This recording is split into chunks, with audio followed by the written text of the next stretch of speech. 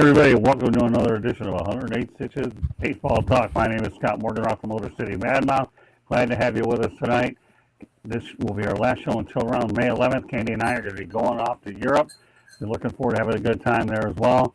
But meanwhile, we have a lot of stuff to get to tonight, so let's go over my crew. We have Bigfoot, Barry Foot. Glad to have my longtime battery mate on. And he's got a hat on tonight. Looking good, Barry. Yeah. Look at that. Alaska Glacier Pilots. There you go. Hey, listen, I've always gotten used to the fact that when you wear a hat, to me, that's how I always got to know you for sure. So, with all due respect, that's just great stuff. So, Eric, welcome back. Good to be here, Scott. Yep, good to be back. And we have Warren. Aaron, did you say we're still crackling, or we're in pretty good shape now? You're cracking a little bit. Yeah, it's crackling a little bit. What's that? It's crackling a little bit. Yes, you are crackling some. Just move the mic a little bit, Scott. All right, I'm working on that. Okay. Well, how's that? Talk a little bit more. All right, is that better? Take the mic away from your... All right, that? It sounds a little better. Okay, we'll work with it. Okay, Warren, glad to have you back in as well, my friend. Thank you, Scott. Great to be here. Great. And last but not least, we got Hollywood Tony. 2 seconds was Bessemer City. I didn't know if my eyes are going bad, but no, this guy's quick. Had to get it right. It's the last episode for a little bit. I got to be right, man. I got to be all the way right. I don't worry about you. You're good, Hollywood, Bessemer City, whatever we call you. And Candy, the queen of all technological stuff. No matter what we do, whether it's microphones, whatever, here we are in the house.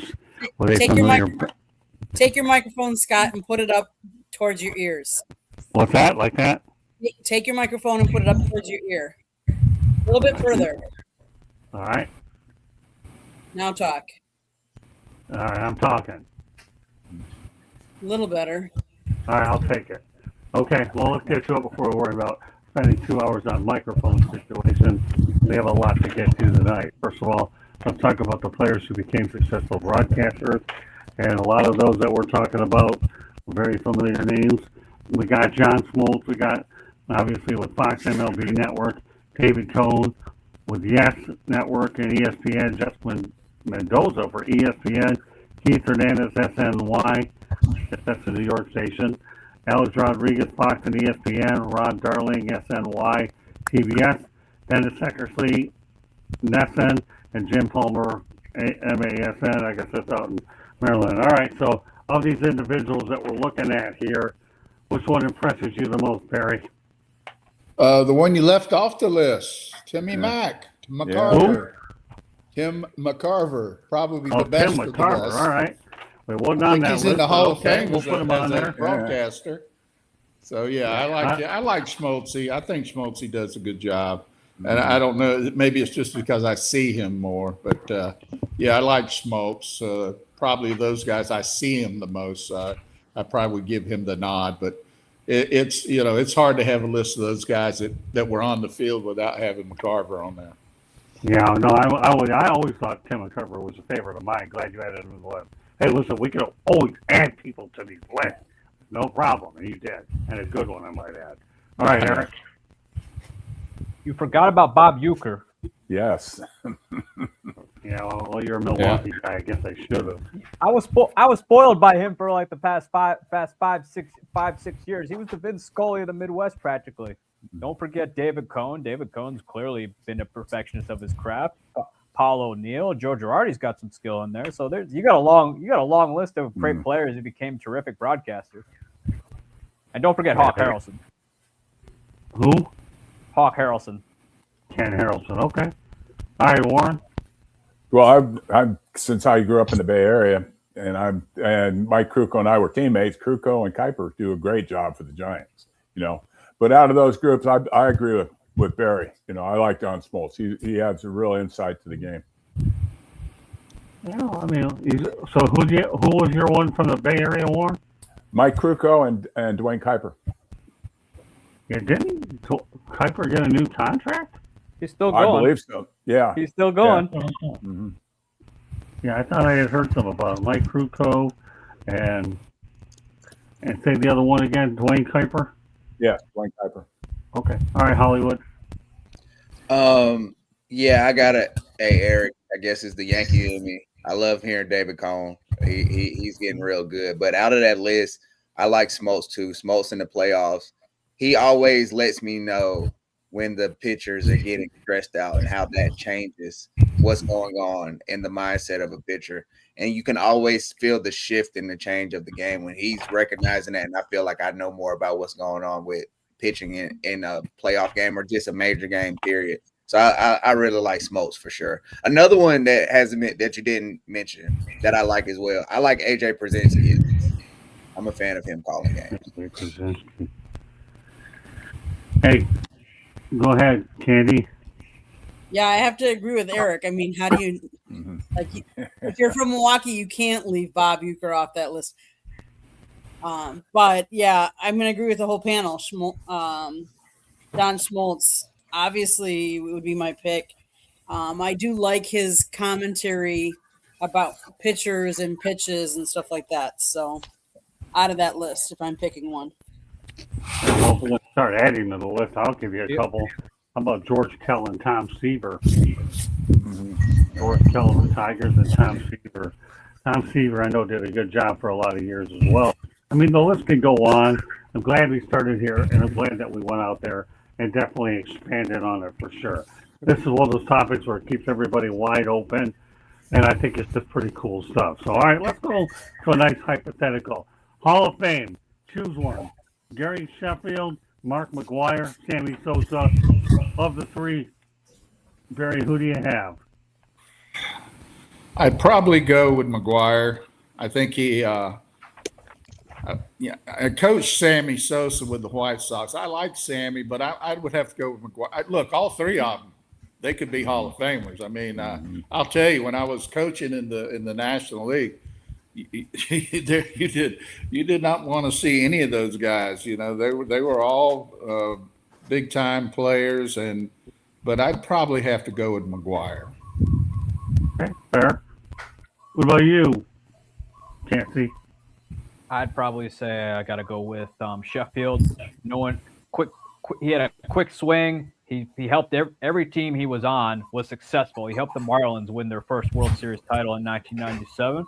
He helped the Atlanta Braves get back to the postseason. He also was with the Yankees and helped them as well as the Tigers. But between hitting over 500 home runs and a quick bat and multiple All-Star appearances, to me he really should be in the Hall of Fame. Okay. Well, I like where the answers are going. What about you, Warren? I like Mark McGwire just for the amount of home runs he hit. And he was a decent fielder. He wasn't a bad first baseman. So he held his own defensively, not only what he did offensively. He was quite a hitter. What about you, Hollywood? I don't know if I like agreeing with Eric as much as I'm agreeing right now, but I got to go Gary Sheffield too. To me, he was more of a complete hitter. A higher average as well. So I'm gonna go Gary Sheffield, and I just love how he wagged that bat. Just ready to go. Wiggle the bat. Yeah, I'm gonna go Gary Sheffield. All right, Candy. Okay, so Warren, I have to argue a couple of points with you here. You picked Mark McGwire for his home runs, yet Sammy Sosa hit more home runs. So McGwire had 583. Sammy had 609. Right. Hits, Sammy had 2,408. Batting average of 273 and runs batted in at 1667. Batting average for McGwire was only 263 and only batted in 1414. So if you're looking at purely those numbers, Sosa's numbers are better than McGwire. Right. But the one thing about Sammy that bothers me is when he took a swing and his bat shattered all over the field and all these Super Balls they went all over the infield. The cork incident. Yeah. So I know that he used a cork bat.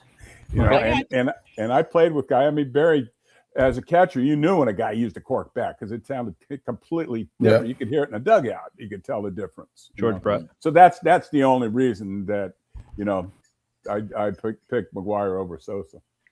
So, I mean, Sosa also was horrible when it was cold outside. It took him a little while to get going. It Yeah. wasn't until like June and July hit was when he would go Right. off during especially when it gets cold in Chicago in April. You can't count on him. Right. He was Jazz Chisholm before Jazz Chisholm. Except more power than One Jazz. The one thing about both of them is they brought excitement to baseball that Yes. 1 year. Let's face it. I mean, Gary Sheffield, he only played for 8 years. That makes a difference too. But he had 2,689 hits, 509 home runs. Because what you guys have said, and because we know the issues that McGuire and Sosa had, I'm going to go with Gary Sheffield, even though on a personal note, he was not the friendliest. I tell you for a fact, he actually worked my dad as a part-time. So my dad was a teacher, and then he worked as an usher at the stadium where the Brewers played. But he also, on a side job, worked at a liquor store. And Gary Sheffield walked into that liquor store, and he was not the nicest customer. My dad always told me. So, but we're not judging based on that. We're judging based on field. I'm going to go with Sheffield. All right, so here's where I'm going to go. I worked with Sammy Sosa with the Gastonia Rangers, okay, back in '87. I know my heart is for Sammy. We worked together, and I got an interview later on down the line when he's with the Cubbies, and he's having good success. My heart's always going to be with Sammy, but I said that's where my heart is. If I had to choose this list, I mean, gosh. And then you also have to look at Sammy and Mark McGuire as the two people that saved baseball back after '94. You really do, because without that home run chase, baseball's in trouble. You won't have them to save your rear end after the next issue if it gets ugly again. Hello, Cybruski. How you doing? Glad to have you in there. Mettenshire, H8M. Glad to have you. Vinicius, Ramos. Well, I don't speak that language, but glad to have you in here anyways. All right, so getting back to my point. Yeah, I listen, let's not kid yourself. When it came to foreign language, I was bad at it. I had to trade a foreign language class when I was in high school. I always wound up back in a shop class because that just wasn't my deal, and dodged it altogether when I was at USF. For those of you who want to hear the real story, look up, contact me, southfloridatribune@gmail.com. I'll give you the blow-by-blow. But I would probably go with McGuire at the top of the list because it's pure power. And actually, when you think of what the Cardinals did, everybody wanted to go out there and watch batting practice, and they sold more concessions and food because of this guy. And now other teams began to pick up on it. With that said, Gary Sheffield, I mean, his numbers are good. I don't know if he was ever accused of steroids, so I'm not sure about that. I'm not going to get into that debate tonight. And, of course, I mentioned Sammy. So it's a good question, but it's a thinking person's question is really what it is. And I'm glad that I ended up getting answers all over the map because that's what this was all about anyway. So we like to talk about umpires. We're going to talk about a really good one because let's go back to baseball history as Bruce Fleming umpired, I believe it was on August 16, 2006. Baseball history. Bruce Fleming umpires his 5,000th game on August 16, 2006. Bill Clem was the first. Fleming is the second. He umpired 37 seasons, a total of 5,163 league championship series, 10 postseason games, and then, of course, 111 no-hitters. Barry, obviously, you know a lot about Bruce Fleming. What are your thoughts about him as being unquestionably one of the best umpires to ever get to? I like the way he umpired. He was a low ball umpire. He liked the ball down in the zone, and he was a good umpire. I mean, he was. We used to call him Mr. Red Ass because he would get turned in a hurry, but he would let you say things. But he was a really good, solid umpire, and you knew what you're going to get from him when he was behind the plate. And, the other thing I liked about him is if your pitcher had good control and you set up in a certain place, he would give you that pitch. And, I thought he was a good umpire, just a good all-around umpire. A little bit of an RA, but other than that, he was good. How about you, Eric? I mean, if I'm hearing Barry right, maybe Angel Hernandez and CB Buckner can take a few tips from him.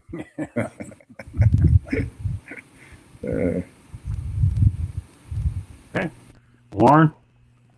Well, I go back to Black Friday in Philadelphia, Game 3 in the 1977 playoffs. Bruce is umpiring first base. Davey Lopes hit a ball that hit the seam, that hit Schmitty on the shoulder. Boa came across, took it barehanded, threw Lopes out at first, and Fromming called him safe.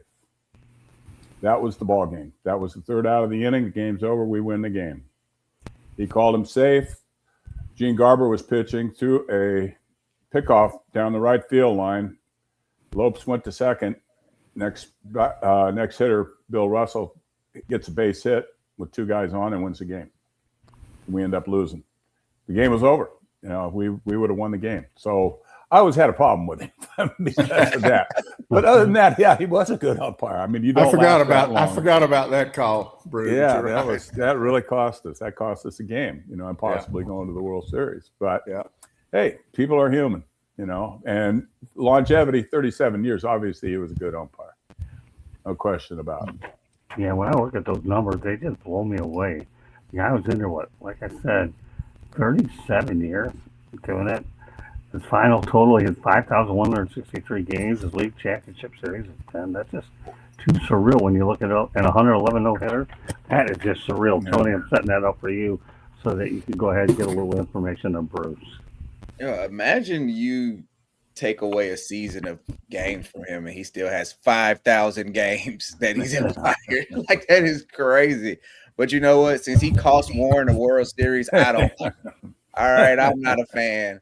All right. But that's amazing. If you can hold on to any profession for 37 years, you got to be good at it, man. And he seems to be a good guy. And he's human. That's the human element of sports. I'm sorry that it burned you on the World Series, Warren. That's baseball. Oddly enough, that's one of the things I do like about baseball is the human element. And for more than 5,000 games, I'm sure he made some bad calls, but he obviously made a lot of good ones, man. So congratulations for him for being able to do that. Candy? How do you not like a guy that's from Milwaukee, Wisconsin? Oh, snap. That's where he was born. I mean, he worked his final regular season game at age 68 and 2 days on September 30th, 2007, manning the third base position as the Brewers hosted the Padres. Now, out of his career, this kind of surprised me. Do you realize that he umpired in a record 11 official no-hitters in the major league?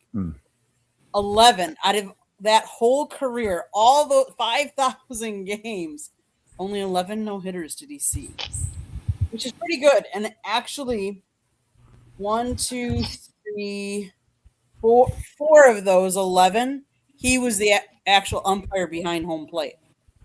The rest of them, he might have been first base, second base, or third, but 4 of them were actually he was calling behind home plate. But yes, pretty impressive. They talked about that because Fromming was over the age of 65, he actually became eligible for the election to the Baseball Hall of Fame in 2010 instead of having to wait the customary 5 years because of his age at that point. So kudos to him. I'll tell you, Tigers fans probably wish you would have umpired the Armando Galarraga near perfect game. Oh my God! At first base specifically. And one last thing, Scott. Rest in peace, because he died earlier this year on February 25th. Who was that? Bruce Fleming died earlier this year. Okay. All right. Well, let's continue on.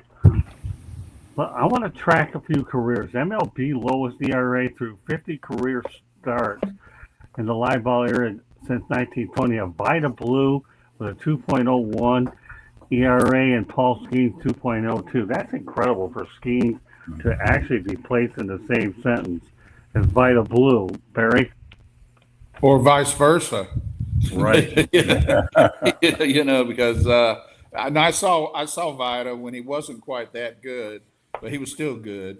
Skeens, if he doesn't get hurt, which is a big deal with pitchers, I think they're going to be comparing people to him down the road. So I mean, that tells you a lot about what he's accomplished so far. Is to be in the same breath with Blue, because when Blue came up with Oakland, he was lights out. I mean, no question about that. Yeah, I agree. I guess you're saying it could go either way. I'm with you all the way there, Barry. Go ahead, Eric. I mean, Paul Skeens is arguably the best pitcher of our generation. He comes in the first few months of the season, they put him in the All-Star game, and then the following year he wins himself a Cy Young, and then he wins himself another one. I don't think baseball has had a pitcher this dominant as Paul Skeens in many, many years. Maybe I wouldn't hesitate to put Skeens up there with a young Randy Johnson. That kind of dominance. I thought after Johnson we were not going to see that type of talent again, but I was wrong, because once Paul Skeens came in, it was just pure cinema, if that's the word the kids use these days. Scott, look at the chat. A little bit of information here. Larry Bluestein, how are you? Larry, he remembers you, Fort Lauderdale Yankees great manager, worked for the Showing his age. Larry's one of my closest friends out there. Look at that, Larry. Thanks for joining us tonight, Larry. All right, Larry. All right, so who is next? Is that Warren? Warren? Go ahead. Well, yeah, to me, Vida was just absolutely amazing in 1972, 71 or 72, whatever year it was. I mean, just dominant. Rookie of the year, MVP of the American League. One of the first times that a pitcher was not only Cy Young, Rookie of the Year, but also MVP of the league. But what Paul Skeens has done, and he's right-handed, because right-handed hitters face right-handers all the time. Left-handers give hitters a little more fits than the right-handers do. And you're used to seeing them. So what Skeens has done is phenomenal. The only guy I could think of, Eric, that comes close to him winning 2 back-to-back Cy Youngs is Tim Lincecum, when he had those 2 years where he was he came up, but he was kind of a flash in the pan because he wasn't a big physical guy, and he did great while he was there, and he came and went as fast as he went as fast as he came in, But he won back-to-back Cy Youngs. That's very difficult to do, to keep that up for 2 years in a row, And Skeens is picking up right where he left off. Good chance he's going to win number 3. Yeah, Warren, can you repeat that name again? I want to back-to-back Cy Young. Tim Lincecum. Oh, Giants. Tim Giants. Okay, thank you. I appreciate it. Yeah, the freak. Yeah, I remember. You're right. It isn't easy to do back-to-back. Yeah. Go ahead, Hollywood. Glad to have Larry in off of Facebook. First of all, Warren, Tim Lincecum, man, you took me back. Yeah. That was a time. Yeah. That was a time, man. Oh my gosh. I loved watching him pitch. But you know what? I am normally the guy who is all about the new school guys, and I'm all about the now. But Vida Blue needs all the love he can in this segment. If you look at the amount of innings he pitched, we're talking over 300 innings. Man, Paul Skeens is just getting to 300 innings now, right? He did that in the season. Okay, and then I think about the way the game played. I love Paul Skeens' game, but look at the averages. It's a lot of swings and misses. You know what I'm saying? As long as you keep the ball in the ballpark, you're gonna be okay. Where Vida had to deal with probably a lot more contact, a lot more traffic on the bases, and that can lead to a lot more scoring. So what he did was amazing. Paul Skeens is great. We want to see. I'm interested to see how this goes because, like you said, Barry, I almost pencil in 18 months of absence for pitchers nowadays. Like at some point in their career, it's almost like part of what you're going to deal with them. So it's interesting to see how that goes moving forward. But man, that Vita Blue, looking at what he did was just obviously unheard of. That's why we can only talk about one other pitcher doing what he's done. He very nearly became a Yankee too. But For a day or two. But Bowie Kuhn said didn't want to benefit the already powerful teams. That's not the only bad thing Bowie Kuhn did. Turn over Candy. Don't get me wrong. What Paul Skeens is doing is phenomenal, and he's going to change a lot of other pitchers. But Vita Blue, like we've said, it was a left-handed pitcher. He was most notably a member of Oakland Athletics dynasty. How often do we say Oakland Athletics dynasty? That won 3 consecutive World Series championships from 72 to 74. Just amazing, like earned run average 3.27, struck out 2,175. Power pitcher who worked fast. He could work in today's game because he worked fast and he could have gone by that pitch clock and you only have how many seconds between.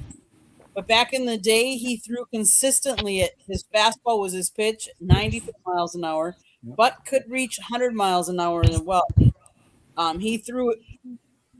Pete Rose stated that Blue threw as hard as anyone he ever faced, and baseball historian Bill James cited Blue as the hardest throwing lefty and the second hardest thrower of his era, behind only Nolan Ryan.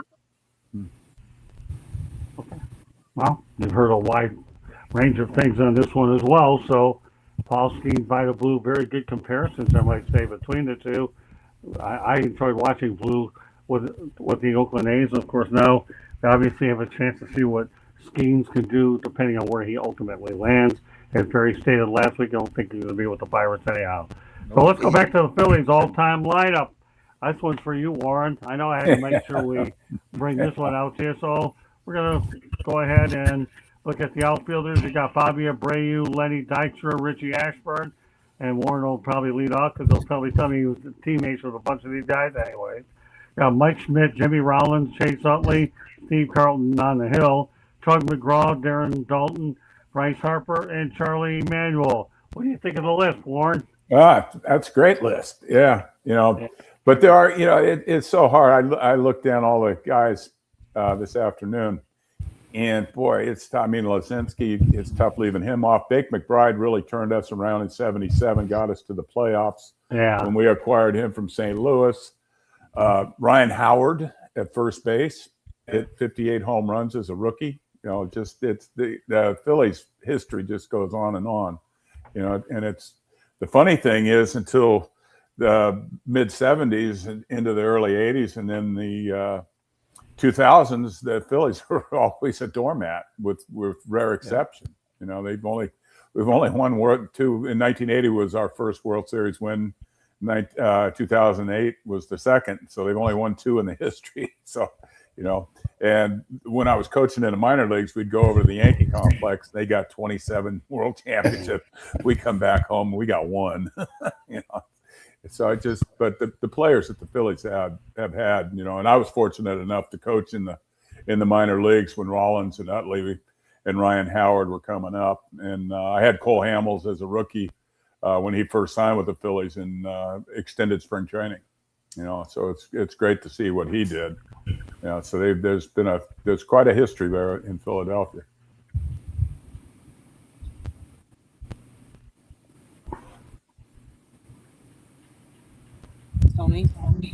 Tony. Next. Okay. I hear all those names and I'm listening and I'm thinking about the Philly struggles. And it kind of puts me into Rick Pitino. Are any of these guys about to come through the door and help them now? No, I'm joking. Yeah, right. But, it's Awful. Whenever you start talking about these all-time teams or, these all-time players, it reminds me of just the history of baseball, of like, oh, wow, this guy played for him. This guy played for him. And you think about the players that didn't get listed because with me and my age, I would have thought of Ryan Howard off the bat. That would have been like one of the first people I thought of. You know what I'm saying? I think about Roy Halladay, the stint that he had, even though it was short and he's probably not known as a Philly. What he did was so dominant, like it's pretty good what they got going on. Maybe some of those guys can come and give some good mojo to Philly right now. Like it's looking good. Yeah, Tony, I think that Roy Halladay, you bring him up as one of those stories of what could have been. That's for sure when he got there. That's a great name. I'm glad you brought it up. All right, Candy. Man, there's a lot of different people, but you had Mike Schmidt on that list, right? Yeah, what? You had Mike Schmidt on that list? Yeah, he's on that list, Candy. Steve Carlton. Those are great guys. I mean, how do you not have them on there? Trying to think of somebody else that I'd put on there that you didn't have. Man, that's not. Yeah, I don't know that I'd have anybody else that I know of that I'd put on the here, list. I'll help you out. Ready? Let's go, Connie. Oh no, he was Philadelphia Athletics, right? Yeah. Philadelphia. Yeah. Oh well, he was in Philadelphia. Forget it. Mhm. Connie Mack though would have been good, but wrong team. Okay, Candy, because Eric's chomping at the bit to get at this one, and we can research it a little. We'll come back to you as time permits. Go ahead, Eric. Well, don't forget Robin Roberts, Cole Right. Hamels. Right. I would put Jim Jim Bunning. Thome. Yeah, I would put Jim Thome in there, even though he was only a Philly for about 3 seasons. Jim Thome bashed over I believe 90-ish home runs during his stint there. I know the last year he was hurt. Did we say Chase Utley? Yes, he's the second baseman. Oh, closer. You don't forget Brad Lidge. He converted all his save opportunities the year they won the World Series. Yeah. And Got Jimmy Rollins, yep. won MVP. Yeah, I wasn't naming the ones you named because you stole most of them. But yeah, there's the Phillies at themselves outside of where they were. They have such a storied history. I know 1980 you had Mike Schmidt there, but I wouldn't hesitate to put Pete Rose on that team. Because Pete Rose was, I think Warren can probably agree to that. Probably might be able to agree to this. Pete Rose was a big reason they won the World Series in 1980. Right. But yeah, they've had a lot of players pass through there, and and don't forget Dick Allen as well, and Kurt Schilling when he was there. Okay, fair enough. Barry. Well, Mike Schmidt's the best player who's ever played in Philly. I mean, that's to me, he's the greatest third baseman in history. And then you got Robin Roberts. If you look at his numbers, they're astounding. Right. I think he won 20 games, 8 years in a row, and then lefty Carlton, arguably 1, 2, 3 best left-handers ever. So they've had a storied history. I think wasn't Bunning on those Philly teams Yes. one time too. Jim Bunning, yeah. There's He threw a another perfect Hall of game. Famer, so Threw a perfect game in 1964 on Father's Day. Yep. I think he threw no hitters in both leagues. Right. So yeah, he's they have had they've probably had better players and they've had success as far as World Series goes, but they've had some of the best players ever. And I think they put up a good list of all-time great players. They do. Yeah, I was impressed with that list. That's why I wanted to put it on here. And with Warren obviously being a Philly, that definitely was something I wanted to get out there. All right, Candy, do you want to come back for a second before we go on to our next topic? I'll give you a chance to come back. You're gonna give me a chance to come back, huh? Did Yeah. you put Aaron Nola on there? Again, you're talking about the history of the Phillies. You can't put everybody on. I understand that. All right, that's okay. Go ahead, Aaron Nola. And what about how about Roy Thomas? Do you realize that that goes way back, but from 1899 to 1907, he walked 929 times. Oh, okay.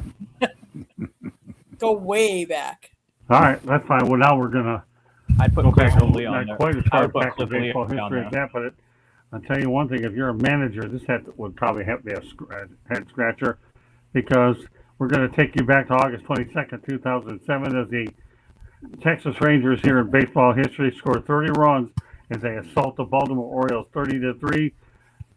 The run total is good to set an AL record.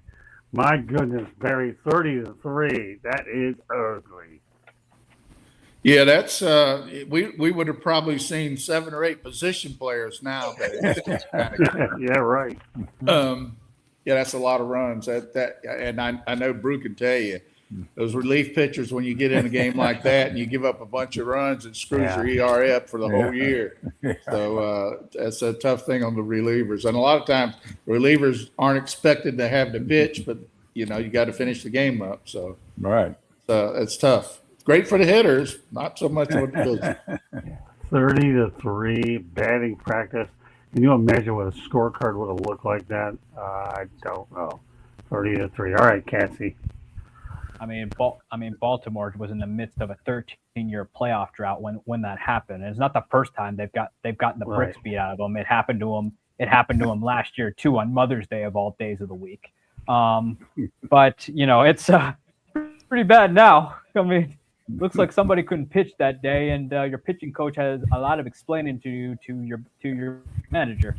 But it's just brutal, just absolutely brutal. And that year they also went on to lose 93 games that year. So, and you got to feel bad for guys like Brian Roberts, who was a great player for them. And I think Miguel Tejada was on that team too. Mm-hmm. Okay. All right, Warren, 30-3. I know you've been in a lot of games, but anything that bad? No, nothing that bad. Okay. Close. Well, the Chicago Philly game, 23-22, but it was competitive. Right. It wasn't lopsided. But I looked at that. I looked that up today, and the interesting thing I found about that was Baltimore blew a 3-0 lead. they couldn't hold them. Funny. Oh my God. Blew a 3-0 lead. Oh my gosh. That's what I like about getting topics ahead of the time, because if real people don't want to research them, come up with nuggets like that. Great stuff, Uncle Warren. I like that. 3-0 lead. Oh, guess what? 30 unanswered runs. Oh my gosh. All right, Hollywood. That's a pretty tough act to follow with Uncle Warren.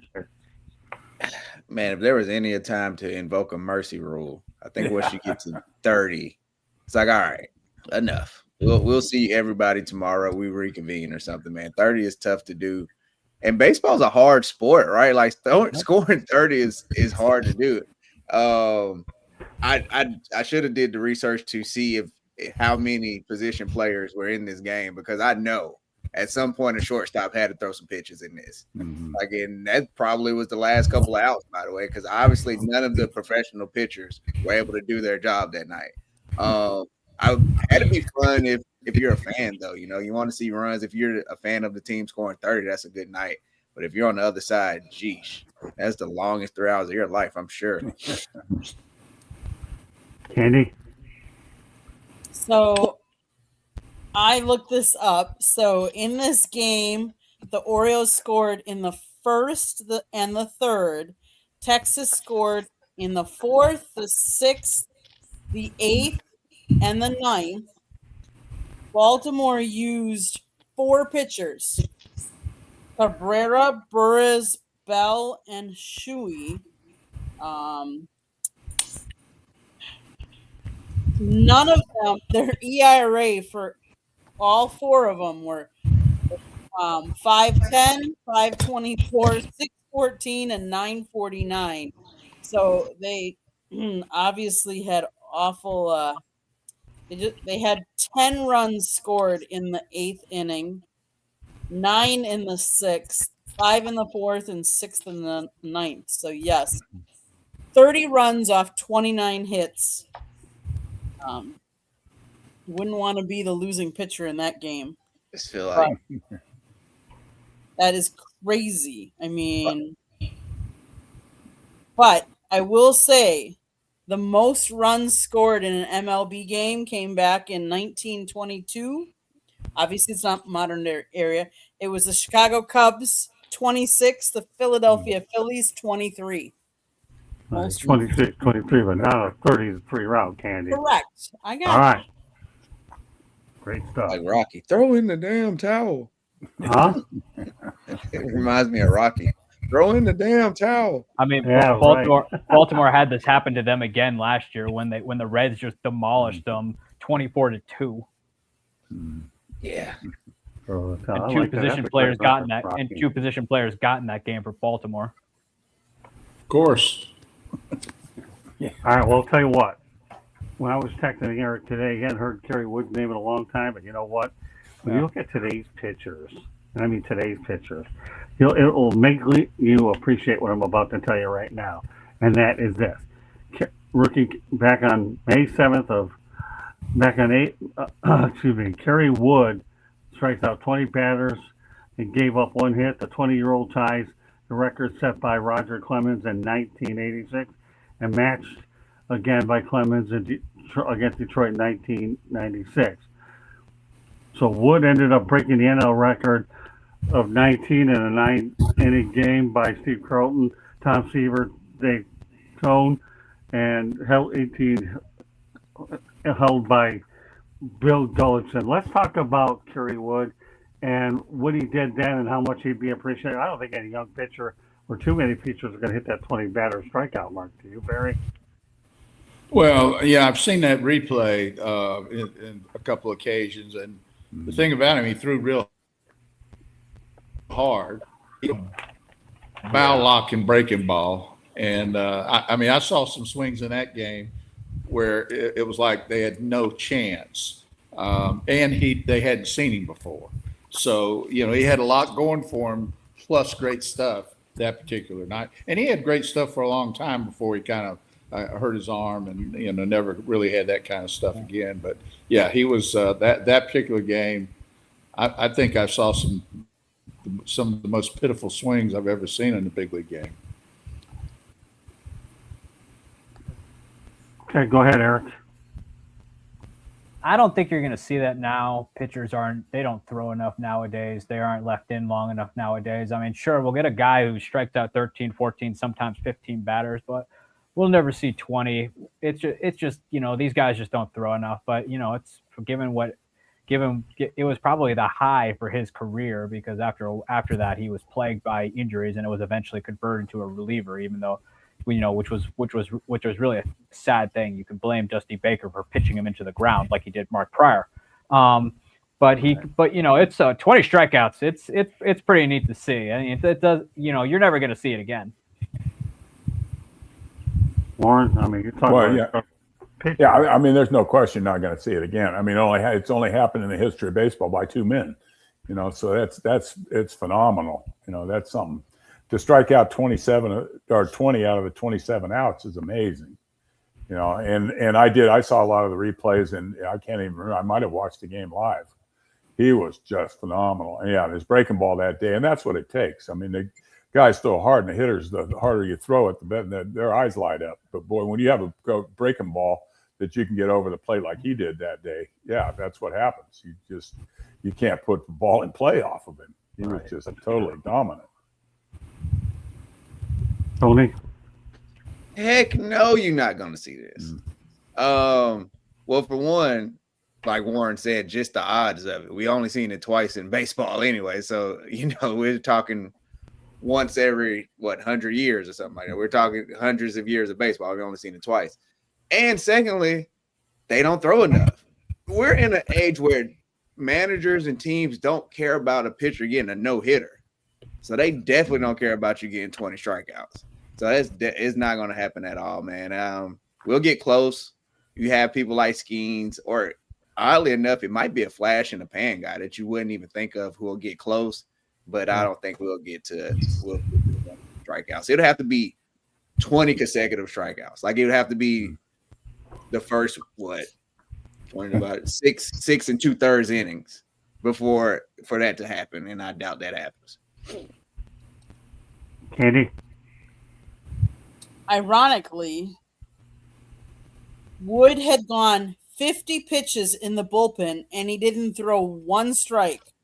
And the first pitch of the game, he hit the umpire in the mask, and he said said, "Here we go." I wasn't reassuring myself, but then he got loose and he shut it down, and he said it was one of the ugliest warm-ups he's had, but look what he did. Congratulations. Well, earlier in the show we were talking about umpires. We're going to pick up the theme again because we have a couple topics related to it. In fact, a few more. Back in 2025, MLB listed a list of some of the top umpires out there. I'll just mention them by name and their percentages about the based off correct call rate.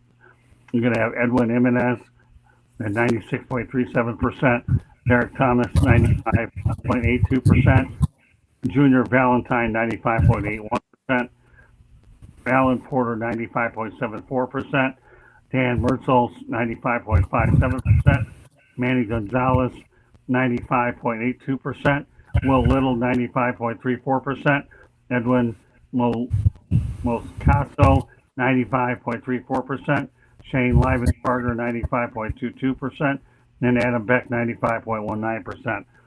Barry, what's your assessment of these umpires? I think they remind me of school teachers. The good teachers are very good, and the bad teachers don't need to be teaching. The same would go with umpires. There's some really good umpires, and there's some really bad ones. Unfortunately, at the MLB level, you can't get rid of them. Good point. Okay, Eric.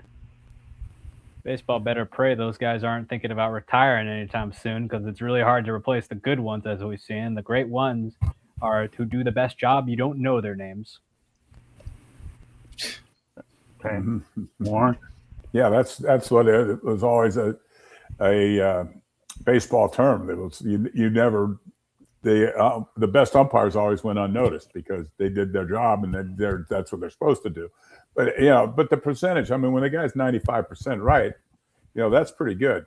To see 100 pitches and miss 5, that's pretty good. So you can't again, human element of the game. Players make mistakes, the umpires are going to make mistakes, but these guys are good and they're on point, doing their job, and they're doing it well. Tony. Yeah, just echo what those guys are saying. That's pretty impressive, 95%, because at the end of the day, we're all human. Nobody's robots. I think that the top echelon, I know it seems like more work, but maybe they should do like a training in the off season or during the All-Star break for the people who are at the bottom of the list to try and raise the average of everybody and help them out. Maybe they can help see what they see, because some of those umpires, I want to give them my glasses. I don't know what they're looking at. I'm telling you. Andy. The reason we have the rule changes and the challenges is for the other end of the spectrum for the umpires. I really like some of that rule changes that you can challenge some of these, because some of these calls are definitely can change the game, and we want to get it right. So obviously in the moment, sometimes it's hard for an umpire to see it. Sometimes they're not in the right position to see the call either. So I like the challenge system because of the opposite end of the list that you just read off. Well, I think what's important that I try to understand is it's important to recognize these guys that are in the 95% level. And that's why I brought this up again. We all know there's a lot of bad ones out there, which is going to lead me to where I'm going to go next. But you got a guy getting it right 95% before you've added the ABS. It says a lot. Now, we don't obviously know what's going to happen this year, but it'll definitely be a different animal. And that's why I brought this in, which does lead me to where we're going to go now. And that which just happens to be our feature topic of the night, and that be that the MLB players are out of control. They've missed 9,800 calls in 2024. That includes 483 blown strikeouts. Now we have the ABS system. Javier Baez got ejected for calmly saying that wasn't a strike. I mean, that was calmly ejected. Aaron Boone gets tossed because a fan yelled something, not him.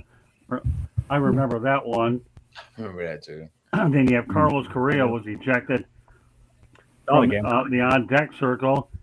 That was his first career ejection. So ejection. So you got a guy not known for getting ejected, get tossed, and then you continue on. You've got MLB umpires. There's a 2-inch margin of error, so even clear misses count. That's 88% accuracy, 96% on the reports. Robot umpires are being tested and working. So MLB used the ABS challenge system as where we're at now. And catchers won 5,600, I think, 56% rather. Batters won 56%, pitchers 41%. Teams challenged 22.6% of those pitches, but full count pitches got challenged the most. Some challenges are early despite and desperate ones late. Okay, we've talked about the subject very at length. As you see these numbers appear, and when we're talking about now a guy like Carlos Correa, and of course we know Aaron Boone has a reputation, but this one simply wasn't his fault, because somebody yelled at him. Are the Major League Baseball umpires out of control, Barry? I think it goes back toward the end of my career at the major league level as a player. There was umpires didn't want to be part of the game. They were supposed to be seen. It was supposed to be heard but not seen. If you didn't, like Bruce said, if you didn't talk about them, they were doing their job. Then it started to change a little, and they wanted to be part of the game. They wanted to be seen in the game, and then you couldn't question them. If I remember when I was early in my career in the early '70s, you could question a guy, and you say, "Hey, look," and sometimes they say, "Yeah, I missed that one. You say, "I kicked that one." Then it got to where you couldn't ask them anything, and now it looks like they like to be part of the game. They want to be part of the game, and like I said, the good umpires, they should be rewarded, and the bad ones should get out of the game, but you can't get rid of them. Once they're in, it's almost impossible to get rid of them. Well, you said the key words. They want to be a part of the game. It's not their job to be a part of the game in the manner for which they're doing it. Their job is to be a part of the game for all the right reasons, not all the wrong reasons. And I totally 100% agree with you there. Eric? Well, I think the past few years we kind of reached a crescendo with that, with several on-field incidents happening that kind of put the umpires, on the front page news. I think some of these guys' egos are out of control. They know they're protected by the umpires union, so they're not going anywhere. It took Major League Baseball to tell the union to start negotiating with Angel Hernandez to get him out of there because he was his blunders were ultimately ruining the on-field product, and nobody comes to see what we call an ump show, which it just got out of control the past few years. I think having ABS has kind of cleaned that up, because now we're having less on, at least so far this year, we've had less on-field incidents, and it's actually been great because the umpire has it takes the control, it takes more control away from the umpire, which I think is ultimately good for the game, because after all, for the average fan, we buy the tickets to go and see the greatest athlete in the sport play. We don't come to see the umpire call the game and try and make a mess. Okay, we'll turn it over to Warren. So like Barry said, back in the day, you could talk to the umpires if they missed a play, and they admit it. There's no question about it. They would admit they made mistakes, just like we as players made mistakes. So that was part of the game. But now they're kind of arrogant. The more, they know once they get to the big leagues, they're not going to lose their jobs. They get pretty arrogant about it. So it's like it's their show. And it's they're just part of the game. They're not the game. The players are the ones that are playing the game, and all they have to do is get the calls right, and that's their job. That's simple. Just do your job, and everybody will be happy. But the one thing I do like that, because there's not like Earl Weaver got kicked out, Bobby Cox got kicked out of 150 games, so that because that delays the game, and that takes a lot. For me as a player, it took a lot of now you got to regroup after a 5-minute argument. So there's a lot less arguments as far as being ejections and stuff like that, which I think that's cleaned the game up a lot. I like that a lot better about the game. Yeah, great point. That's for sure. But I think you make a great point. Everybody makes a great point. But again, being part of the game is one thing. When you see guys like Korea, though, who've never been ejected, Mm-hmm. and then you see Right. little things like we say, just one guy just simply saying that, just asking him a question, not yelling at him. Not. I think part of the whole thing is just like Baez said. That wasn't a strike. It was just calmly. The key word here is calmly. It's not like you're belittling the guy, and then you get booted. There's a problem. Mm-hmm. And that's where a lot of this ties into play. Once you're right. Once you get to the big leagues, they can't get rid of you unless you pull an Aaron Hernandez, Angel Hernandez. Okay, Tony. Yeah, man, the egos of some of these umps are so fragile, and it shows. Like you were just saying, Scott, it's not even like they're challenging them. They're just, hey, we have different viewpoints. You know what I'm saying? Right. I feel like that wasn't a strike. It's not like I'm challenging you as a man. It's not even like I'm challenging you as an umpire. It's just this one I felt was low, man. That's all it is to it. The Aaron Boone situation was funny because Aaron Boone probably that was more of a reputation toss because he does lead the league in ejections almost every year. So that was probably like, you know what? Yep. He probably did say it because he said it all day. You know what I'm saying? But to quote David Ruffin in the Temptations, ain't nobody come to see you, Otis. All right. And that's for all the umpires, man. We did not come to see the umpires. Like you said, Eric, we want to see the best athletes play. We want to see the game go smoothly. And ejections are cool on Sports Center when I'm watching the highlights and seeing people yell at each other. But ultimately, I want to see the pitchers pitch. I want to see the hitters hit. I want to see the defenders play defense, man. I do not care about who the umpires are unless they're messing up. And that means we don't want to see you in that moment. Katie. After a tiny dip in 2024, umpires were back on track in 2025, posting a record high accuracy rate of 92.83% overall. Not a bad percentage. I mean, in school, that would be a low A minus. But again, there's a human element, and they're not going to be 100%. They might not be in the right spot to make the call. They might, something might be blocking them, and this is the whole reason why you're able to challenge calls. Are they out of control? At times, yes, they're way out of control. And I do miss the times when you could talk with the umpire and, hey, this or that. And as a player, I often thought that when there's a play that looks so outrageously different, and I get, is the player really going to come forward and say, oh, yeah, he tagged me? No, he didn't. You would hope, but there's a reason why we have the challenge. No. Okay, well, so we're talking about umpires. So during spring training, I had an opportunity to talk to Tony Diaz, and he talks about the changes in baseball. So, Katie, why don't you put that up and let the crew talk about Tony Diaz and his thoughts about how the changes are affecting the game of baseball. Go ahead.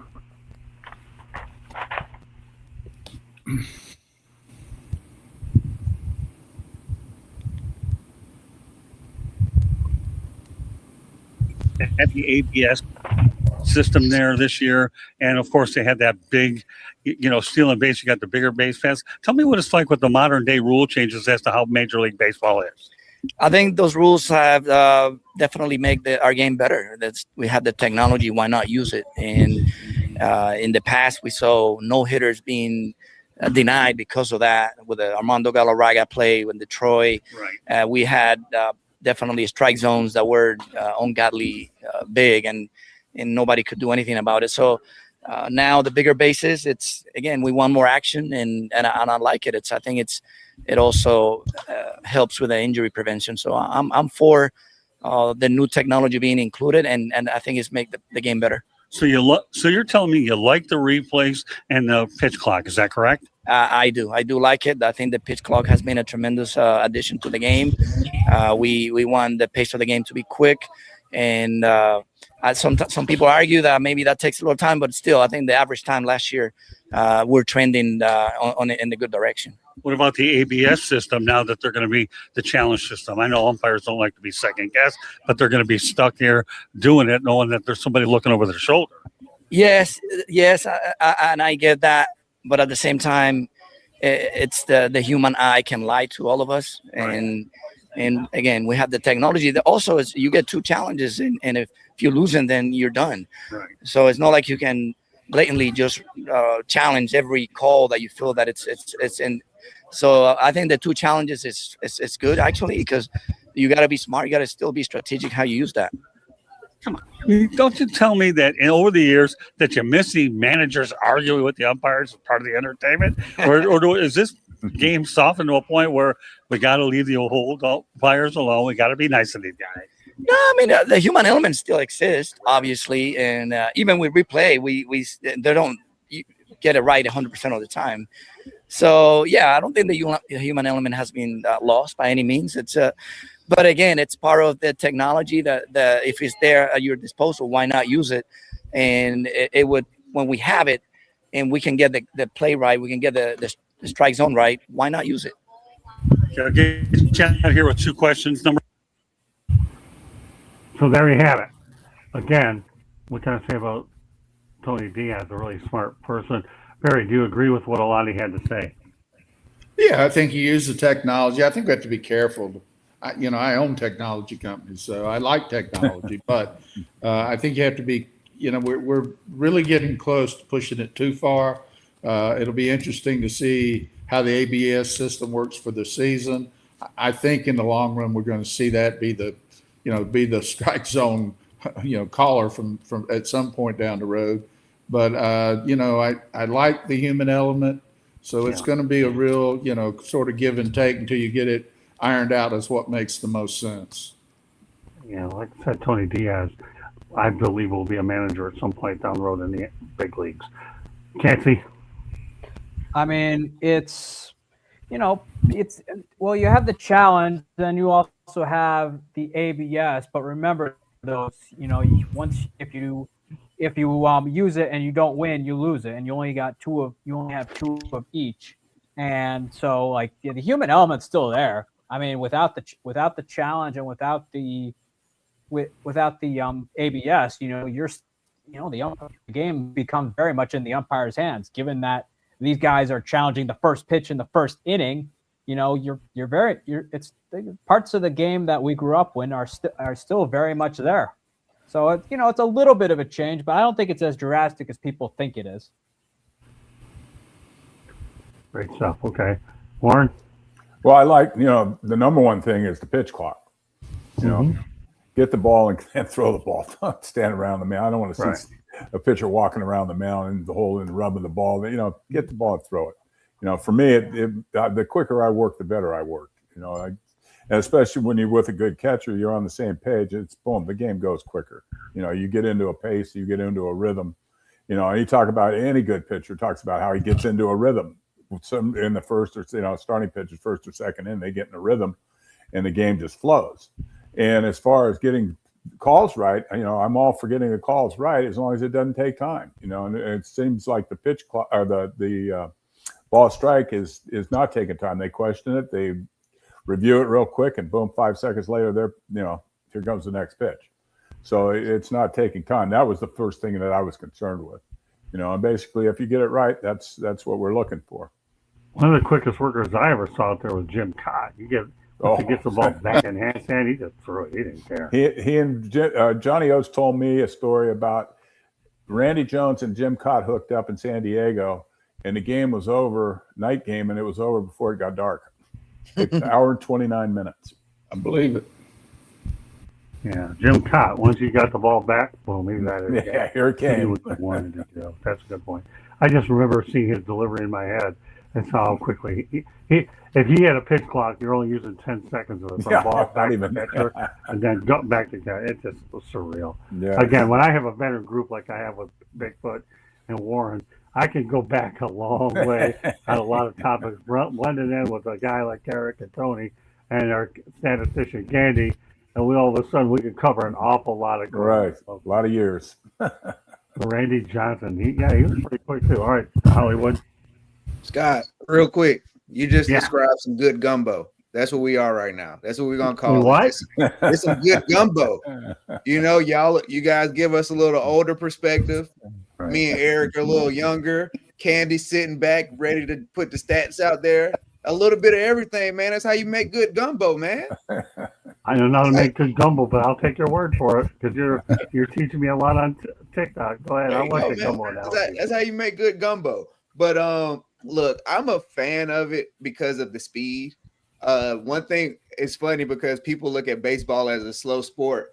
They got this right better than any other professional sport when it comes to reviews. Because if you watch a basketball game and you look at the last 2 minutes, those reviews take longer than the last 2 minutes of the game. I'll tell you that.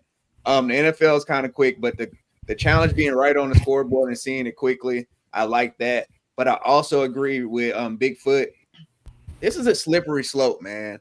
It kind of reminds me of recently you'll go to McDonald's and you don't talk to anybody at the counter. You have the kiosk. Now you have AI that's taking your order at the drive-through. At some point, we're not going to have umpires there, and I don't like that because I am a huge fan of the human element of the game. Even bad calls, like I say, I feel like that's the plot twist in sports. I don't want everything to be robotic, and I feel like we're getting closer and closer to that. So I'm interested to see how this works in the next 4 to 5 years, and where do we go? Okay, Candy. It's important to understand that it really isn't interrupting the game very often. In AAA, in all of last year, nearly 60% of the games saw 4 or fewer challenges. And now these challenges are not taking a lot of time. And let's face it, there are some, you only get two wrong calls and then you're done. So if you're not really 100% sure, you shouldn't be challenging it. I know I've watched some games lately where they've challenged early and then they lost, and then they couldn't challenge later on in the game. Yes, if you challenge and you're correct, you can keep on challenging, but you're not going to keep challenging every single call. So I like the fact that a batter can, or a catcher can call for them to check the call. Because the one thing that I will say that it'll change is that the catcher's framing the pitches as much as they used to do. So that's the one thing it will change from the catcher's perspective.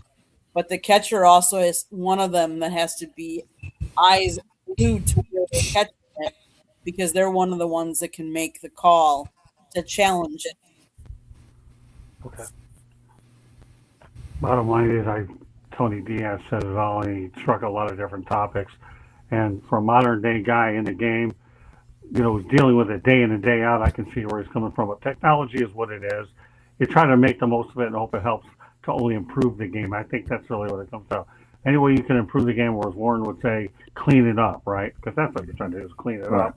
I'm all for anything that brings the game forward for sure. So obviously, I believe the San Diego Padres were sold, but Detroit Pistons owner Tom Gores was actually in the mix to buy the Padres team. So what are your thoughts, obviously about Tom Gores, the Pistons owner? I know that the league, Candy, will give us the actual new owners, but Tom Gores, to me, is a successful business guy with platinum equity, and he's obviously trying to rebuild the city of Detroit, and the Pistons are in the playoffs. And I think he could have been a good possible owner for the Padres. Some thoughts, Barry? I think the right people bought them. What's that? I think the right people bought the Padres. Yeah, okay. You got a Puerto Rican, first Puerto Rican owner ever. You got a secondary owner there. I believe she's a black female, first black female part owner. So I think the right people bought it. May have saved the season for next year. They paid $3.9 billion for the ball club. Now the owners are going to have a hard time saying that the values of the ball club just aren't moving upwards. So it may have saved baseball. I think that's was a great thing for baseball, for them to pay crazy numbers for it. You know, when you compare the Los Angeles Dodgers local TV contract is $330 million. The Padres is $30 million. And the Padres sell for $3.9 billion. Crazy, crazy. Yeah, that's a lot of money. $3.9 billion to the Padres, that's for sure. Eric? I mean, you know, Tom Gores wouldn't be the first guy to own a basketball team, to own multiple sports teams. I mean, the guy who owns the Dodgers, one of the guys who owns the Dodgers now, I believe, also owns the Lakers. And you know, we know what the guy who owns the Rams, he owns multiple sports teams all over the place. So it wouldn't be the first. It wouldn't be the first nor the last. But you know, I think the right people bought him.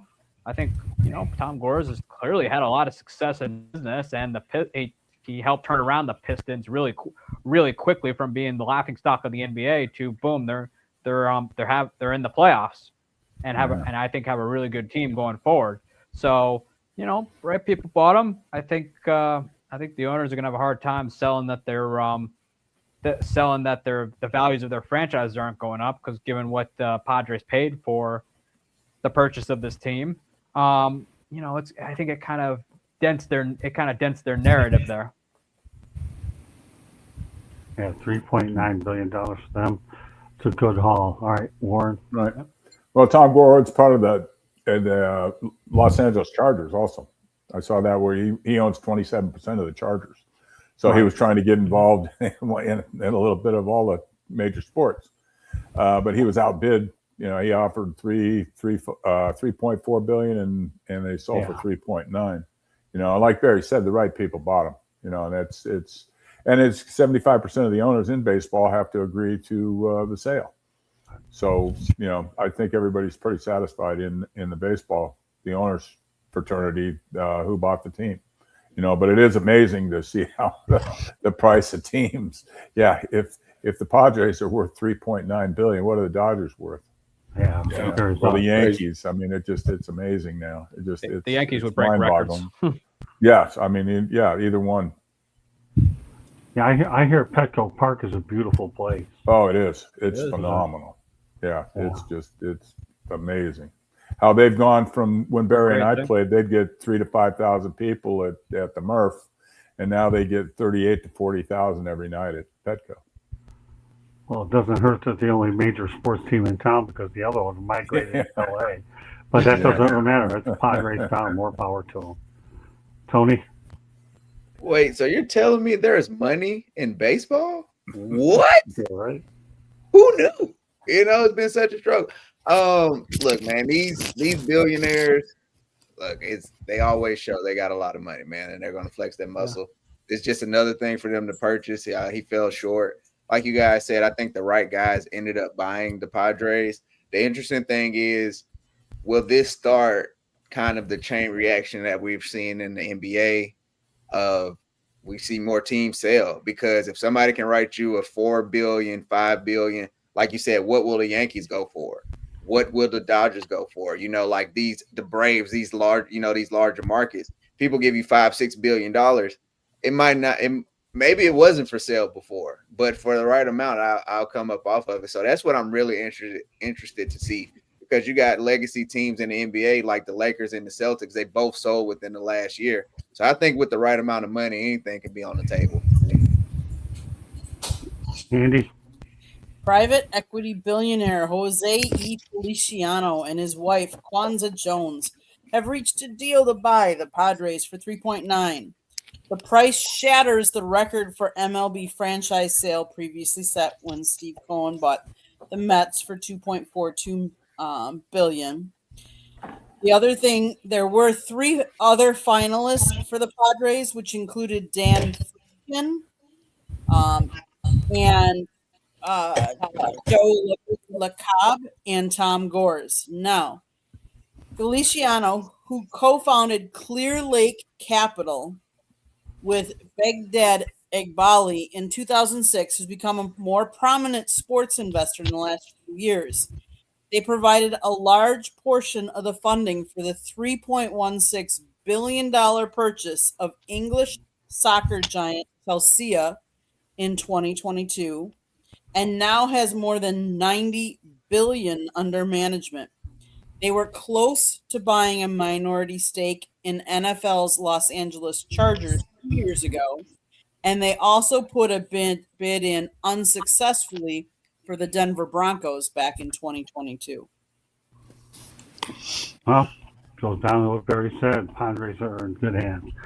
Okay, well, we talked about Tony Vitello before. We're going to talk about him again because the Giants had 3 clubhouse incidents in the first 10 games, and Tony Vitello pretty much, there you go, Barry. You said it wasn't going to be an easy transition, so take it from there. I don't know. I think he was the one who brought out, I think I read somewhere where he was the one who talked about the incidents in the clubhouse. Things happen in the clubhouse, especially the way they put clubs together now, where the teams, a lot of times when I was coming up, a lot of the players came up through the organization together. Now it's ragtag, whoever got most money and comes over. So I can see how things could happen. And I also could see how it's going to take a while for him to gain the respect of the players. And he has I think, sort of a certain personality that might be a little bit difficult for big league players to understand initially. So time will tell. Okay, Eric. I mean, Jim Bouton once wrote a book about what happens on the road inside a major league clubhouse, and pissed a whole lot of people off about it. It's to the point where Pete Rose was calling him Shakespeare. I'm cool with being his openness to the media as a fan, but as someone inside that clubhouse, I don't really want my dirty laundry being seen and smelled by the rest of the general public. I mean, let's be honest; these guys are around each other for half the year, and it's not easy at times, especially when you're losing, and you see the same guys every single day, and sometimes friction develops there. But it's I think that I always thought it was a bad idea anyway that they took him from college and put him in and made him a major league manager, despite him not having previous pro ball experience. It'd be one thing if he had pro ball coaching experience, then I'd be a little more okay with it because he at least understands how it goes. But he doesn't have that experience. I think that 3 clubhouse incidents in the first 10 games. I mean, you clearly have a problem on your hands if that happens.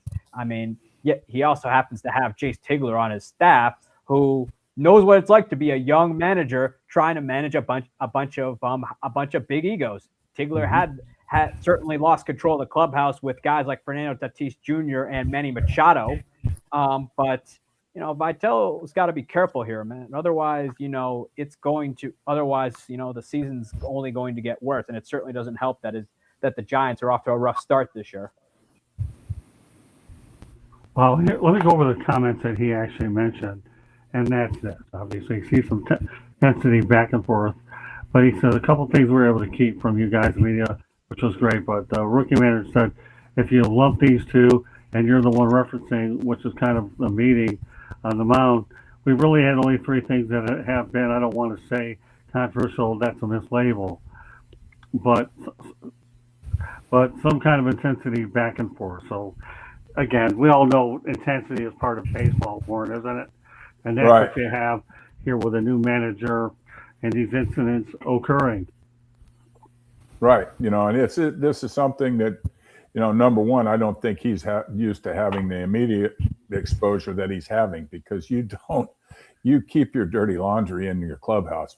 What you see here, what you say here stays here, period. Otherwise now the press gets a hold of it and it gets totally blown out of proportion. And one was an on-field incident with the first baseman and third baseman, and everybody saw that. But the other stuff, and then to say that things are going on in the clubhouse, that's crazy. You keep that in behind closed doors. It's that simple. Yeah, I agree. A lot of stuff should be behind closed doors. Unfortunately, some of these things get leaked out to us, and then they come a little more over exaggerated. Right. Because when you're together, it's not only the 6 months during the season. You're there for 2 months of spring training also every day. So it's it's 8 months a year. And Rick Sutcliffe always said it best. Oh boy, today's the last day of the season. I'm going home tomorrow and pick my own friends. Yeah, that's a good point. Great point. Thanks for bringing up Rick. Okay, there's another. Well, there you go. You can put him in that list of players that became good broadcasters. Rick Sutcliffe was really good as well. Oh yeah. Okay, go ahead, Tony. Yeah, ESPN. Yeah. Or Hershiser as well. But yeah, I agree with all you guys, man. Look, I grew up with my mom telling me, don't go telling people our business in this house. Okay, so I definitely can imagine in the clubhouse. But hey, man, you're dealing with a younger manager who's probably used to being in a different light of putting stuff out there. You know what I'm saying? And he's used to, the college ranks. I think he needs to take this time to lean on the people that they put in place to help. It's a good time to talk to Bruce Bochy. This is a good time to talk to Dusty Baker and not talk to the media. The infighting, it is a little weird, but I guess that goes back to what you were saying, Barry. Hey, man, these guys ain't coming up together, right? So we just got put together. It was weird seeing the third baseman yelling at the first baseman, calling them out in the middle of the game. Right. It's like, you don't want to put that out there, but you do need to catch the freaking ball. I will agree with that. So I think he'll get it right. It's such a media spotlight nowadays. You don't have as much time to figure it out, especially now that we're going to be paying even more attention to it. If anything, just don't turn into the Mets, and I'll leave it at that. You have to actually try and be the Mets. Ironically, we're talking about this, and there were 3 different incidences, all that happened before the 3 games that they won. They were 3-7.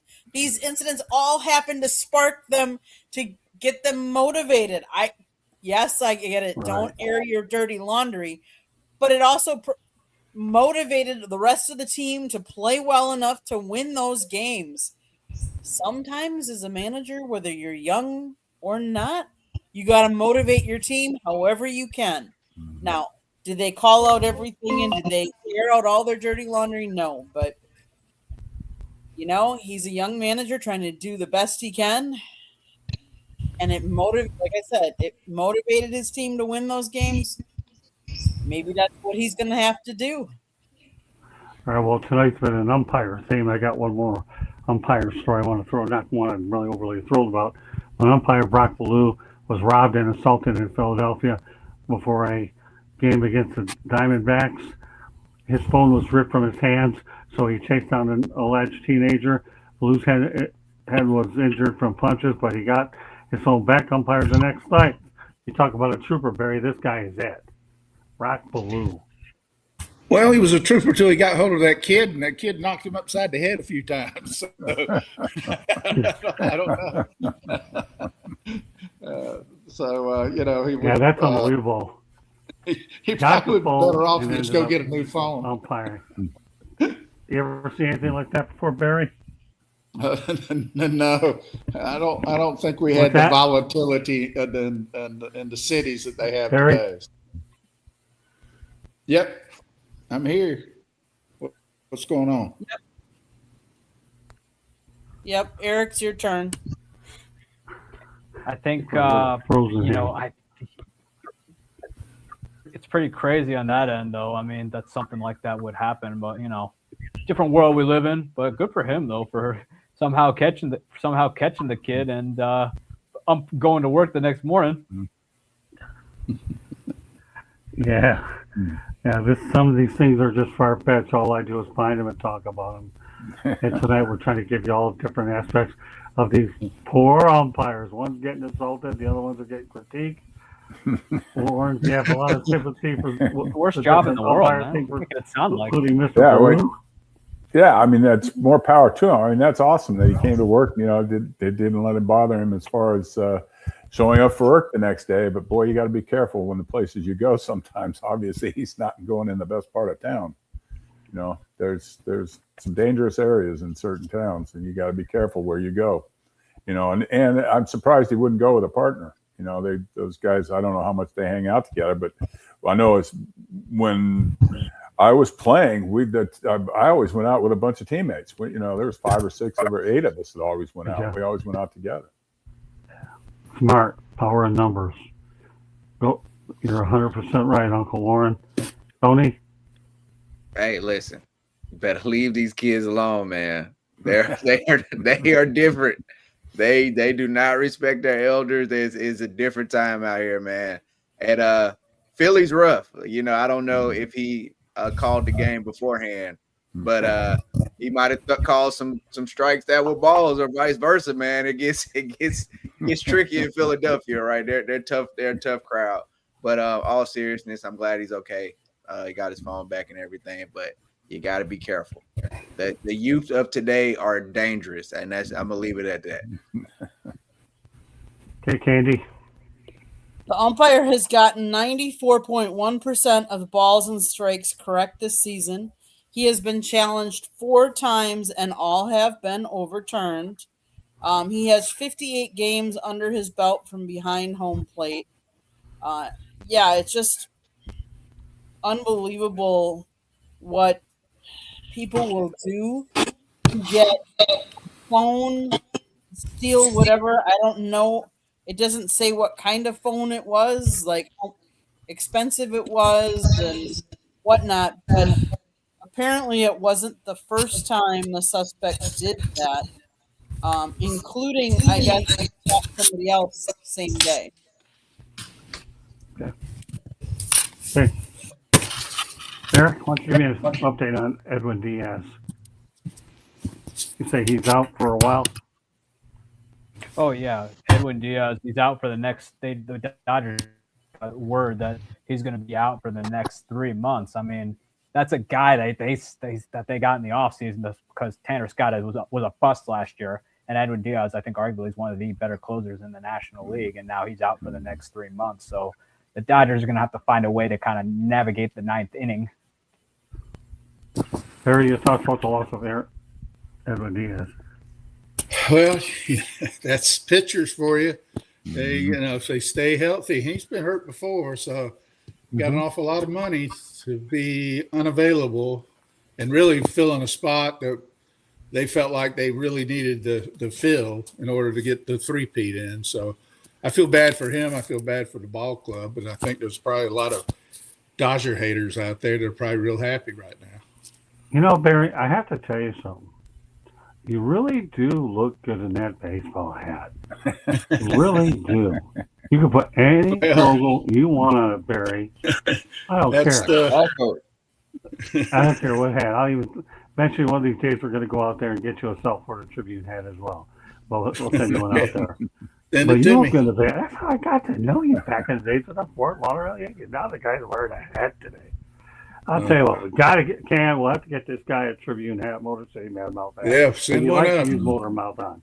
We're going to come up with something. All right, so we got Eddie Fraser. Glad to have Eddie back in here. Michael Edwards, great stuff by him. Thank you for doing the show. Thank you for being on it.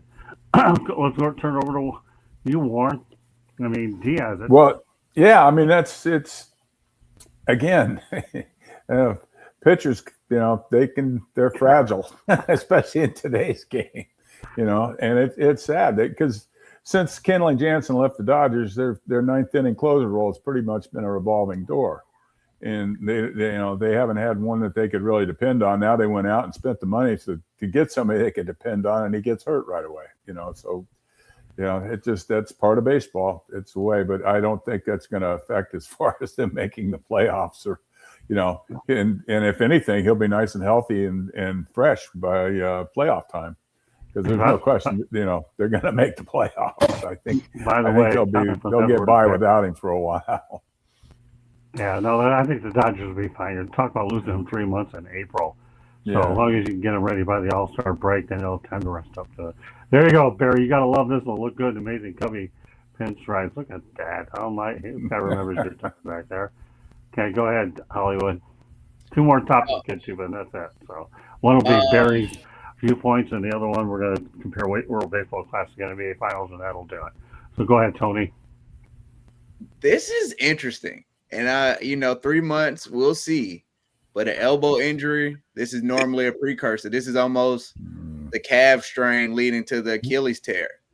So this is going to be very interesting going down the stretch. And look, I have little rules or tidbits when it comes to me in sports. And one in baseball is I don't trust no team without a closer. I don't care how good your lineup is. I don't care about anything else. Because in the playoffs, as good as you are, they're not going to just blow out teams. They showed that last year. And you got to have a good closer, somebody who could be solid. And if you can't trust that guy in the ninth inning, you can lose some big games. So I'm interested to see how this is going to go. I know they just said 3 months, but looseness, what bodily fluids or whatever, looseness, bodies or whatever in the elbow. Let's see this in 90 days, how this works out, because this might be the precursor for him missing the rest of the year. And if he misses the rest of the year, I already picked the Dodgers not to three-peat. I feel a lot more confident about that. Candy? So Diaz, a right-handed veteran in his first season with the club, has 4 saves with a 10.5 ERA. On Sunday, in a loss to the Rockies at Coors Field, the veteran gave up 3 runs without recording an out. Obviously, we all saw the stuff last night, and it set up red flags, Dodger manager Dave Roberts said of Diaz's Sunday's performance. After the game, he had a conversation with our training staff and felt that we had some elbow discomfort. We just wanted to be proactive and felt that we should give him an MRI. During his pregame media availability at Coors Field on Monday, Roberts added that no ligament damage was seen in Diaz's imaging and that the injury is limited to loose bodies. The surgery is going to take place in Los Angeles. Roberts also said, "It was the first time he felt it. Not to make it about myself, but I had that same surgery at the end of my career. So I can relate to what he's going through, and it's unfortunate." It'll be interesting to see what they come up with. For right now, they're gonna use a committee approach for the 9th inning. So we'll see. He hasn't named a closer. All right, so here's something I found interesting. I want to bring it up to this group here. The World Baseball Classic final actually outdrew the 2025 NBA Finals in viewership. WBC came in at 10.8 million. The NBA Finals 10.2 million. Your thoughts, Perry? That's great for baseball. Yeah. Not surprising on NBA. I think if you don't have the Lakers and the Celtics in the finals, you're not going to draw great. So it's good. It's great for baseball, and I think the Classic's become a classic now. I think it's worthy of viewership. Eric? It doesn't surprise me about the NBA, considering how downhill that league has gone over the years, and it's just flat out boring to watch. Actually, a funny story is one morning I woke up and the TV was on, and I said to a friend, "What? The Knicks are good again?" That's how far separate I am from that. But no, the popularity of the World Baseball Classic has grown. It's the equivalent of you could make a comparison to the Olympics, where these guys are proud to be representing their country, and it's also provided great growth to the game. Who knew Brazil had a baseball team, considering how soccer crazy that country is? And it's been absolutely awesome and entertaining to see all sorts of players from different countries go out and compete in a postseason atmosphere at this moment in March. Warren? Well, I think it's great for baseball without question, and great for international baseball. And I think the more that this develops, the more countries are going to get involved playing baseball. It's starting to really creep into Europe, and a lot of European countries are starting baseball leagues, and kids are playing baseball there. So it's not just a North American sport; it's becoming an international sport, or a North American in Japan and South Rim, say, and it's good for baseball. It proves, with the best players having want to play for their countries now. I think the players really, that's what it takes, is to get your best players to play it, and that's what draws the people to watch the games. It was great. It was exciting. In the United States, of course, was in the finals with Venezuela, so it just made it that much more of a draw for the baseball. Tony? I'm your basketball guy, Scott, so let me give some perspective. Nah, but honestly, Then you'll be more valuable in the back end of the sports exchange because that's when we have to start putting those topics.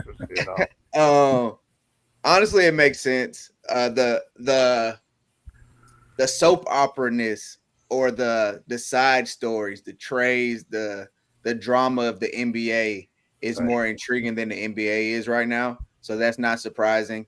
Also, like you said, Barry, it was the Pacers and OKC, two of I think the four smallest markets in NBA, you know, and that's regional.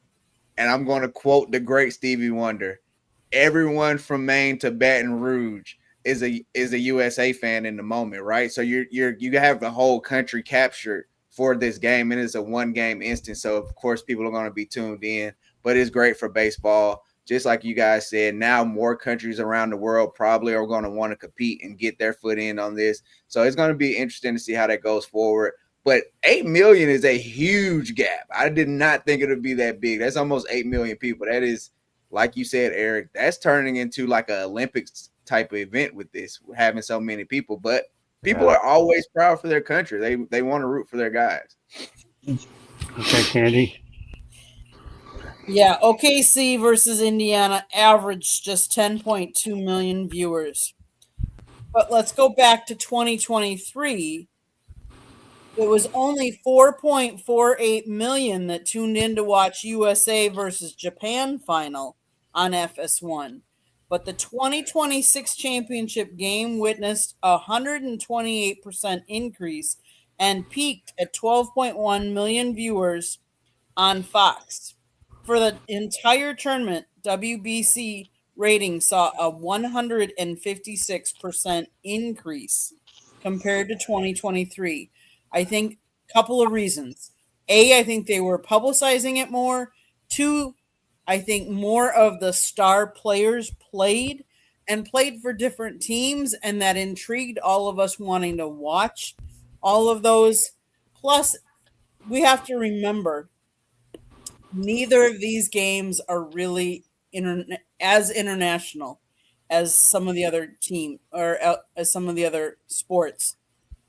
But because World Baseball Classic has teams from different parts of the world, and some of those people live in the United States, but they associate with Venezuela, who was in there at the end, or some of these other countries, that you're talking about pride for USA, and whereas NBA is the National Drama League. I mean, you know, and it's just people here in the United States. It's not people from all over different countries wanting to watch something of such pride as World Baseball Classic. So Candy took the words on my mouth. Well, National Drama League is what I call the NBA. Okay, Mets on an 11-game losing streak. I'll make it a quick rapid-fire question, and then we go to Barry's viewpoint. Barry, 11-game losing streak, cause for concern for the Mets early on, yes or no? Pathetic. They should call more pitches from the dugout. It must be working well for them. What's that? They should be calling more pitches from the dugout. It seems to be working well. Oh, that was good. I love it. Yeah, there you go. I know we talked about that. Your memory's fantastic. Okay. Mine, not so good anymore because of Alzheimer's, but yours is sharp on point. Okay, Eric, yes or no? Cause for concern. Yes, you have a team with the second largest payroll shouldn't have one of the worst records in baseball, much less be on an 11-game losing streak. This is absolutely pathetic, and only the New York Mets could actually achieve this. It's embarrassing. Despite them spending all that money, at this moment, I'm starting to believe Steve Cohen is like Dan Snyder, and obviously, and here's for this one specific reason: they like to get they both during, you know, especially when Snyder was with Washington at the time, they both like to get the flashiest of names and trade for the flashiest of players, no matter what it costs the team. Yet when it doesn't work, it's an expensive mistake, and the team ends up flopping like a fish out of water. This is just how the New York Mets are. And I'm starting to believe they're more comic when they fail. It's more comical than it ever was under the Wilpons. Under the Wilpons, it was sad, but under Steve Cohen, it's been comical. And this is the same man who said, I want you to bring a World Series to Queens within 3 to 5 years. There's a reason that they will always be behind the Yankees.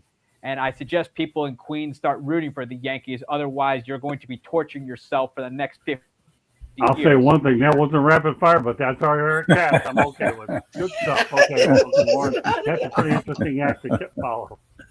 Yeah, it's a tough act to follow.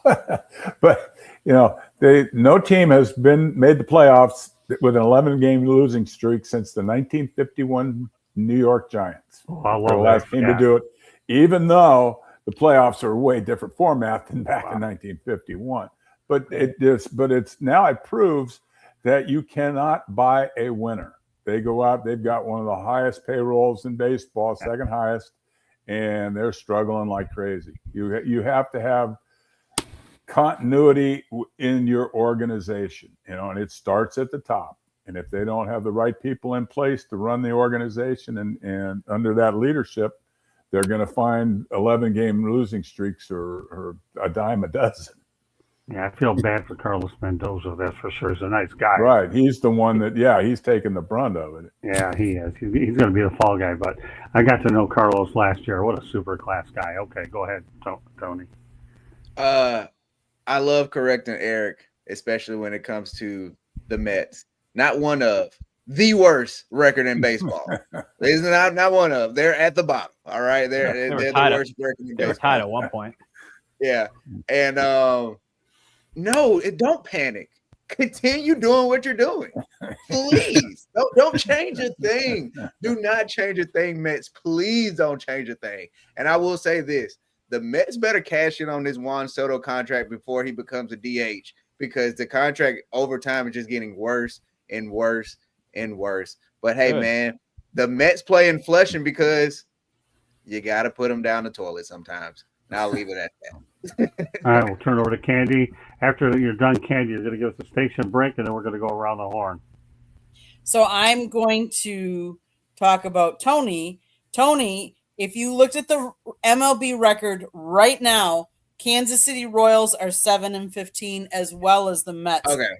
7-15. Now the Royals are playing right now, so we'll see if they win tonight or not.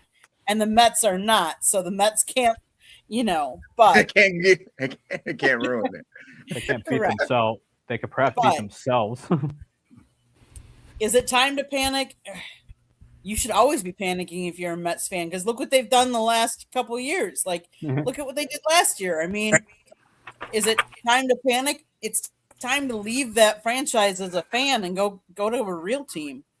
I mean, they couldn't buy,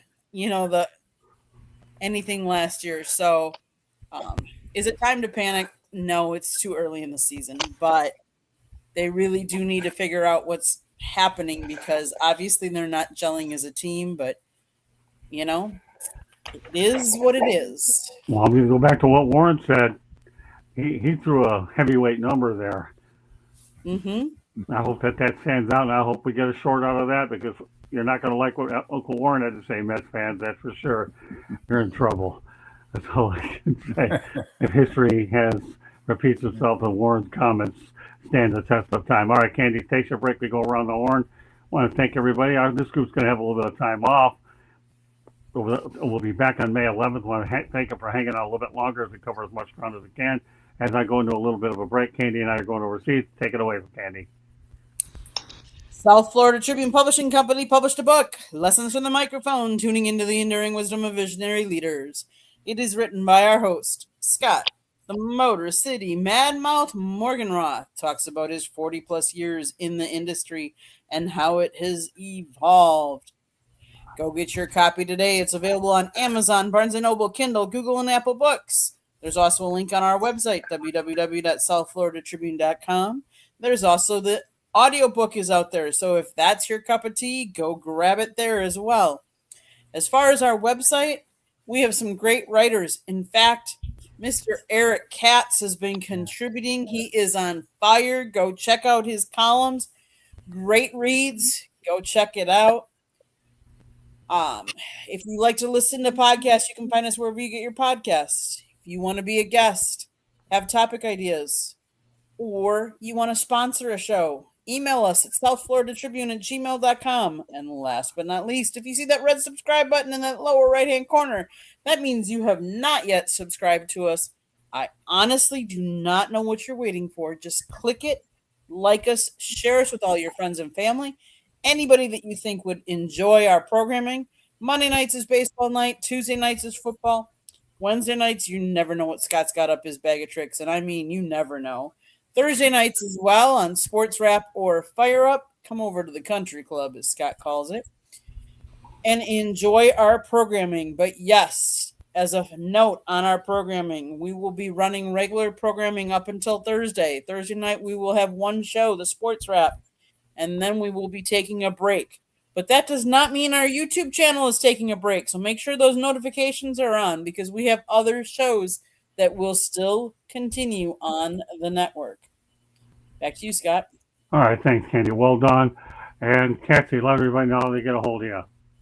You can follow me on my X account at Sports Team News, or check out my writing at South Florida Tribune, where I'm covering about all things baseball. If you think I don't like your team, I probably don't. And of course, him along with Tony, obviously, are regulars on the Wednesday Night Sports Exchange as well.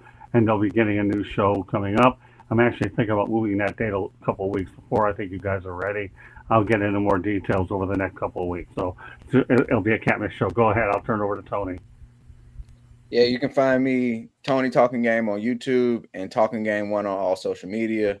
Talking Game goes live every Wednesday, 3:30 for a weekly wrap-up of all things sports.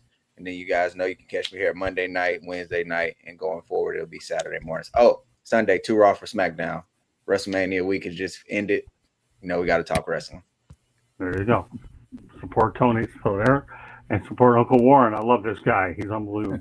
And I'm proud to have him on our show. Uncle Warren, you're the best. You and Barry are my great 1-2 punch. I love you both.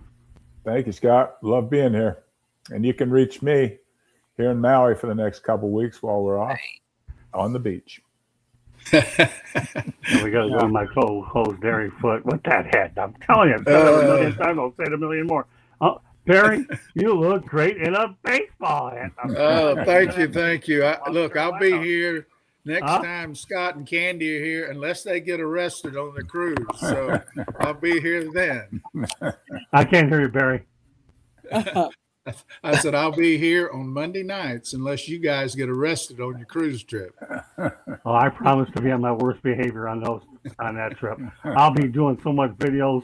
I'll have to go ahead and see if I can go on Amazon to get a new voice box or a new voice, because it's going to be getting a workout depending on what country. Looking forward for this group to be back on May 11th. But again, Steve Reichel will have some programs. He's also in charge of programming when I'm not here. He's got a lot of good stuff. But meanwhile, great stuff tonight. Glad we got baseball. Went a little bit longer tonight. Want to make sure we got as many topics as we could before we take a break, because the news cycle doesn't stop, even if Candy and I are taking a little bit of a break. I'm glad we covered a lot of ground, and I couldn't be more happier with the group I have. So on behalf of Barry Bigfoot, Eric Katz, Candy Eveling, Hollywood Tony, and our star pitcher, Warren Brewstar, my name is Scott Morgan, off the Motor City Mad. Thank you for joining us on this edition of 108 Stitches Baseball Talk. We will see you Monday, May 11th. Guys and everybody, enjoy the time off. You know, get a little bit of rest there, and think about us when we're overseas and see what kind of trouble I'm going to get into. I promise to bring back some stories and maybe a few interesting videos to go out there and incorporate as topics that nobody will see anyplace else after I get done running it up. So that does it for this great group. Barry, Eric, Candy, Hollywood, Tony, Warren. My name is Scott Morgan. I'm saying good night. We'll see you tomorrow night on Inside the Pigskin. Have a great week, and 3 more days left of programming before we hit the road and go overseas. Take care, everybody. God bless. And we love everybody for being a part of this show, both in the chat room, all over the place, and particularly our crew. God bless everybody. Have a great night. See you in a couple of weeks. Bye now. Peace.